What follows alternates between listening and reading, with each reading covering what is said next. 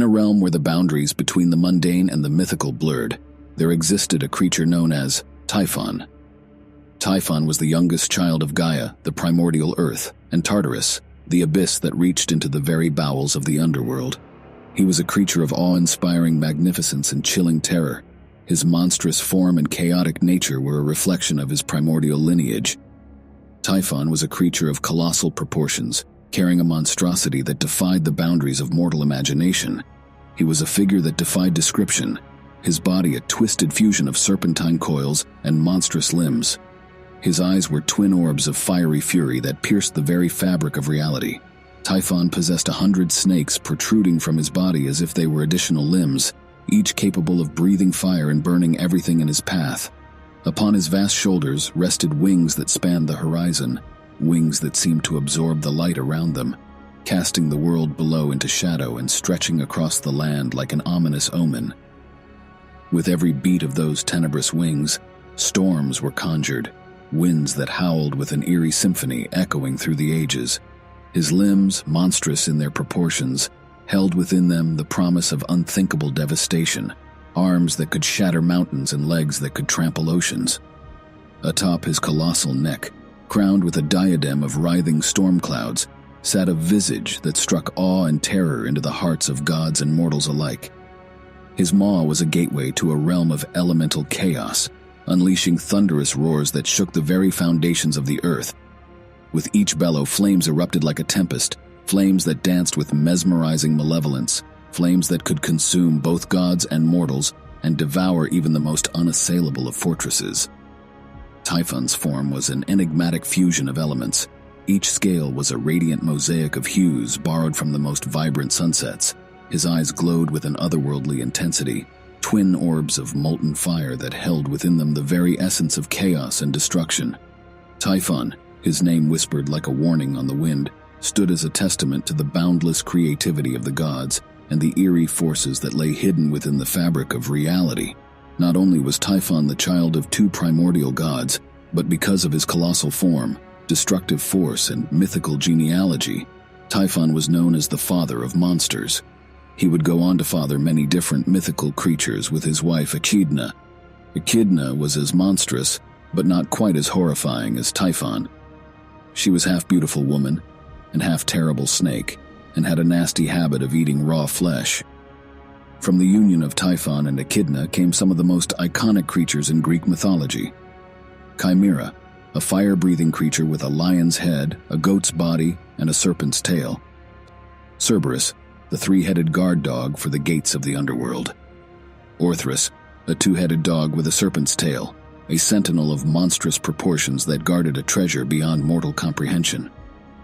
The Sphinx, a creature with the body of a lion and the head of a woman, whose riddle would trump even the wisest of minds.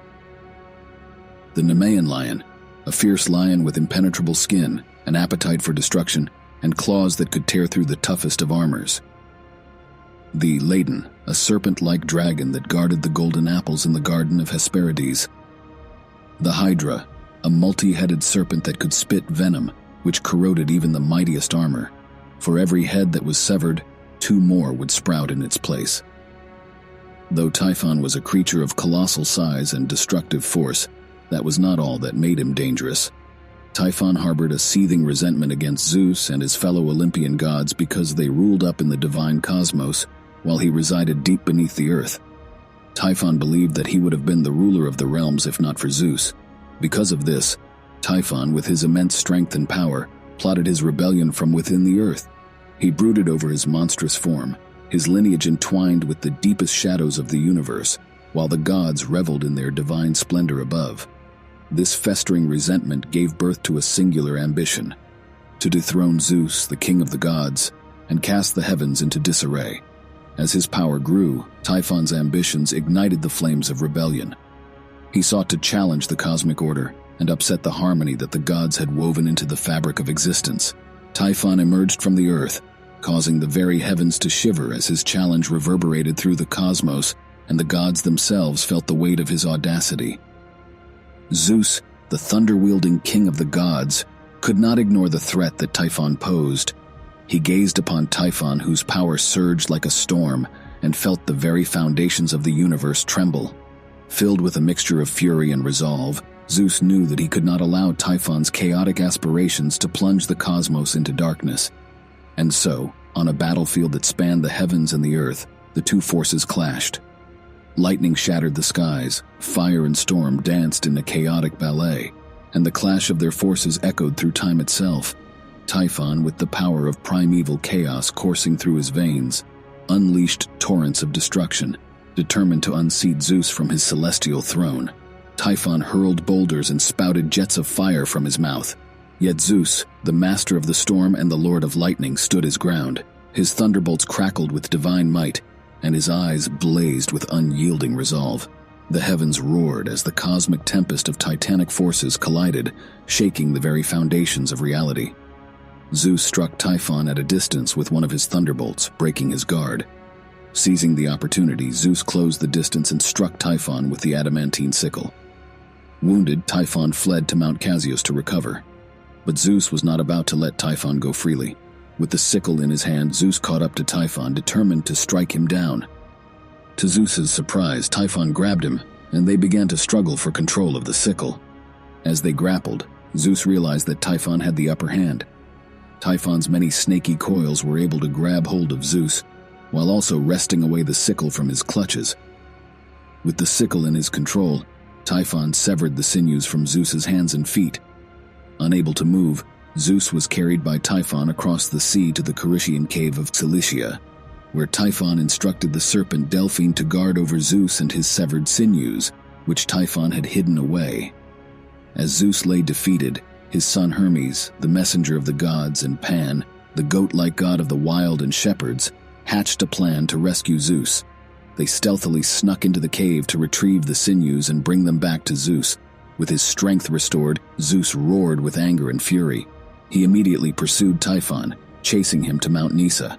Typhon remained out of sight, while Zeus soared the skies searching for him. It was then that Typhon came across the Moirai, the weavers of destiny. The Moirai, knowing the dangers of Typhon's power, tricked him into eating the ephemeral fruits. They promised Typhon great power, but that was not the case. As soon as Typhon ate the fruits, he began to feel weaker and weaker. Angry at this deception, Typhon, already weakened, was no match for Zeus. He fled to Thais and threw mountains at Zeus, but in his weakened state, he was overpowered. Zeus showered Typhon with thunderbolts, staining the very mounts with Typhon's blood. In the end, it was Zeus's mastery over thunder that proved his ultimate weapon. With a thunderbolt that blazed like the sun, he struck Typhon, a blow that resonated through the cosmos like a celestial crescendo. Severely injured, Typhon fled to Sicily in search of refuge, but Zeus would not let this opportunity slip away. Zeus grabbed Mount Etna and threw it on top of Typhon. Unable to fight back, Typhon was buried beneath the mountain, trapped there for the rest of time. As Typhon lay imprisoned, his anger grew, and over time his power would cause volcanic eruptions to burst forth from the top of Mount Etna and the surrounding areas. The universe exhaled a sigh of relief, and the celestial storm receded. Zeus, triumphant, stood amidst the cosmic aftermath, his divine prowess reaffirmed. The gods hailed his victory with awe, and the heavens themselves echoed with the tale of Typhon, the embodiment of chaos and ambition, whose rebellion dared to challenge the might of the heavens. Amidst the clash of gods and titans, of thunder and fire, the story of Typhon serves as a reminder that even the most audacious ambitions can be quelled by the unyielding power of cosmic order.